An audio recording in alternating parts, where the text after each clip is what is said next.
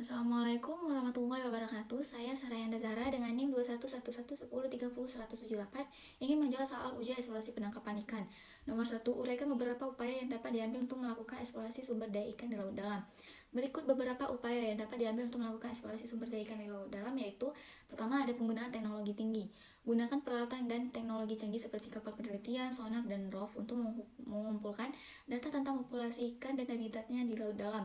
Yang kedua adalah survei populasi. Lakukan survei ilmiah yang berkala untuk menghitung populasi ikan laut dalam. Yang ketiga ada pengamatan submersible, yaitu menggunakan kapal selam penelitian untuk menjelajahi kedalaman laut yang sulit dijangkau oleh manusia. Selanjutnya ada analisis genetik.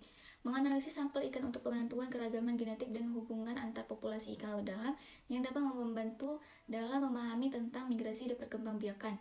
Selanjutnya ada kerjasama internasional, kolaborasi dengan negara-negara lain untuk mengumpulkan data dan menerapkan kebijakan perlindungan sumber daya laut dalam yang efektif.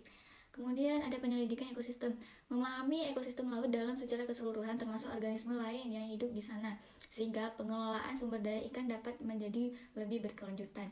Kemudian ada pembatasan perikanan, menetapkan kuota perikanan yang ketat dan pembatasan lainnya untuk menghindari eksploitasi berlebihan dan pemulihan stok ikan laut dalam. Kemudian ada pelatihan dan pendidikan, melatih nelayan dan ilmuwan tentang prinsip-prinsip perikanan berkelanjutan dan teknik eksplorasi yang tepat. Penelitian perubahan lingkungan, memahami dampak perubahan iklim dan polusi terhadap habitat laut dalam dan ikan. Kemudian ada penerapan kebijakan, menerapkan regulasi dan kebijakan yang kuat untuk melindungi sumber daya ikan laut dalam dan mengawasi pelaksanaannya. Soal nomor 2 yaitu apa saja tantangan yang dihadapi nelayan, pengusaha, dan pemerintah dalam penerapan teknologi terkait eksplorasi penangkapan ikan. Jawabannya, penerapan teknologi dalam eksplorasi penangkapan ikan membawa sejumlah tantangan bagi nelayan, pengusaha, dan pemerintah, yaitu pertama ada biaya tinggi, teknologi canggih seringkali mahal, dan nelayan atau pengusaha kecil mungkin kesulitan untuk mengakses atau membeli peralatan tersebut. Kedua ada pelatihan, penggunaan teknologi memerlukan pelatihan yang tepat, keberlanjutan sumber daya. Penggunaan teknologi dalam penangkapan ikan dapat meningkatkan tekanan pada sumber daya ikan. Kemudian ada aspek hukum dan regulasi. Pemerintah perlu mengatur penggunaan teknologi ini untuk memastikan bahwa tidak ada eksploitasi berlebihan. Kemudian ada dampak lingkungan. Penggunaan teknologi penangkapan ikan tentu dapat memiliki dampak lingkungan yang negatif.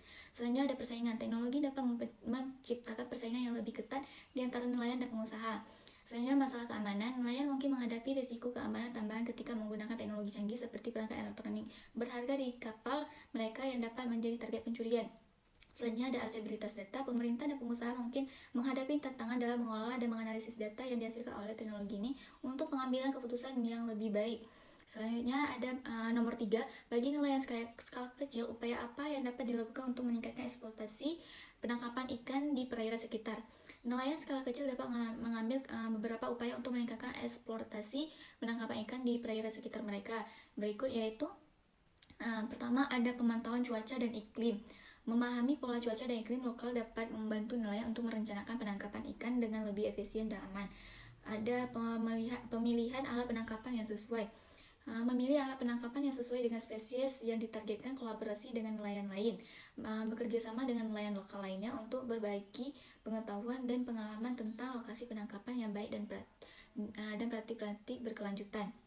Selanjutnya ada pelatihan, meningkatkan keterampilan nelayan melalui pelatihan terkait teknik penangkapan, pengolahan sumber daya, dan prinsip-prinsip perikanan berkelanjutan. Kemudian ada pemanfaatan teknologi sederhana, menggunakan peralatan sederhana seperti GPS, ponsel, atau sonar portable untuk membantu dalam navigasi dan penemuan lokasi penangkapan yang potensial. Dan ada berarti penangkapan berkelanjutan, memahami ukuran minimum dan kuota penangkapan yang diizinkan, serta mematuhi peraturan perikanan yang berlaku untuk menjaga sumber daya ikan. Diversifikasi penangkapan, mempertimbangkan untuk mengajar berbagai spesies ikan yang berbeda untuk mengurangi tekanan terlalu besar pada satu jenis ikan. Kemudian ada pelestarian habitat, mendukung upaya pelestarian habitat laut seperti terumbu karang, padang lamun, dan hutan bakau yang penting bagi sumber daya ikan. Penggunaan jaring ramah lingkungan, menggunakan jaring dan alat penangkapan lain yang ramah lingkungan untuk mengurangi kerusakan pada ekosistem laut. Selanjutnya ada berpartisipasi dalam kelompok nelayan. Bergabung dalam kelompok nelayan atau organisasi kooperatif dapat memberi nelayan skala kecil akses ke sumber daya dan informasi yang lebih besar. Sekian dari saya. Assalamualaikum warahmatullahi wabarakatuh.